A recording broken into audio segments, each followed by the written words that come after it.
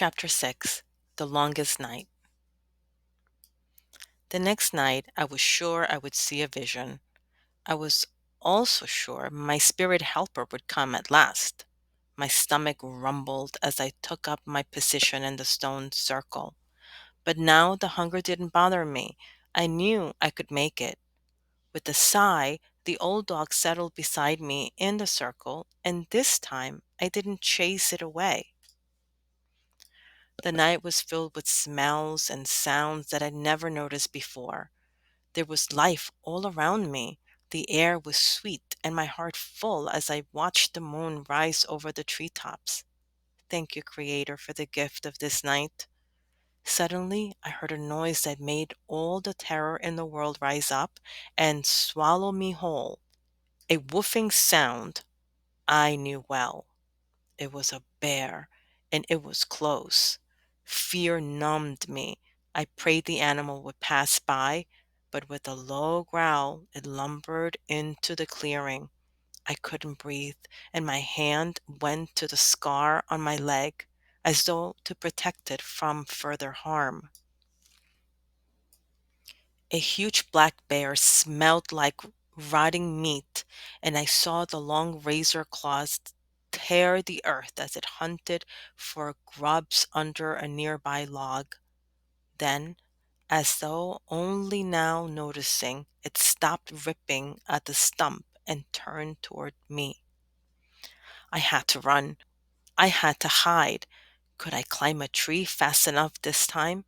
All these thoughts flew through my mind as I tried to think of what to do. I'd been so close to finishing my vision quest, but I couldn't stay here any longer. Trying not to startle the huge monster, I prepared to leap up and run. As I moved my hand, I brushed the fur of the old dog. I glanced down at the animal and it gazed up at me with calm eyes. It neither barked nor moved. Instead, it held completely still and closed its eyes as though going to sleep. Was this dog crazy? The bear would have us both. I thought of the snake and how the dog had shown me to use my belt to stop the rattler from getting too close. Then I remembered how we'd made ourselves appear larger and howled at the wolf to drive it away. I nodded at the dog, understanding at last, and sat perfectly still. Then I closed my eyes. My heart beat loudly in my chest as I willed myself not to move. The bear came closer, and I heard it tumble a couple of my special rocks as it foraged for food. I felt the animal's hot breath on my skin. It sniffed me, then licked the salt off my sweaty face. Still, I dared not move. A huge paw nudged my leg, and a razor sharp claw pulled my moccasin off my foot. The bear chewed on the worn leather, tasting it, then spat it out and moved to the old dog. The dog remained as still as stone. Finding no threat nor easy food, the powerful bear continued past us, melting into the black shadows of the trees. Something kept me there. I felt my fear, so deep inside me, flowed up and out into the cool night.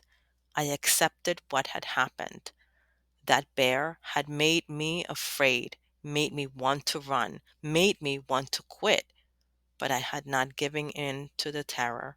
I had welcomed that fear and made it my own. It had come and gone, just as the bear had come and gone. The bear had not come to kill me. It was simply on its life journey, just as I was. I opened my eyes to see the sun glinting over the mountain tops. Night was over. I had made it. I stood, my muscles aching from having been still for so long. The old dog rose, shaking out the kinks in its bones. Then He looked up at me. The deep brown eyes twinkled, and I smiled and addressed the dog. Thank you, worthy one, for being my spirit helper. Without you, I would have run from the bear. I raised my arms to the sky. Thank you, Creator, for sending me exactly the right spirit helper. A dog symbolizes guidance and loyalty. I learned from his wisdom, and he did not leave me even when faced with terrible danger. I patted the dog on the head. I see now that I was arrogant. You showed me the first night we met when you laid me down in the dust. I thought of how I'd made my mother buy the trade beads for my regalia. I must apologize to my mother for those beads.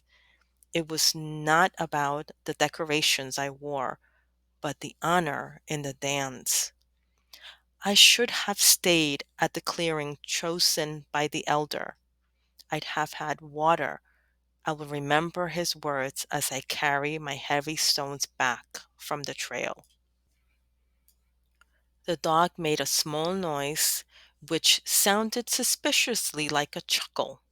I knelt and hugged my friend. There is much to learn about being a true warrior and a real man, but I am not there yet. With your wisdom, I hope to be both one day. The dog burped loudly, and I laughed. You've got to stop eating dead gophers. Let's go home, and I'll get you something much tastier. Worthy one wagged his tail, and I gathered my belongings, ready to start my new life as a warrior in training of the Raven people.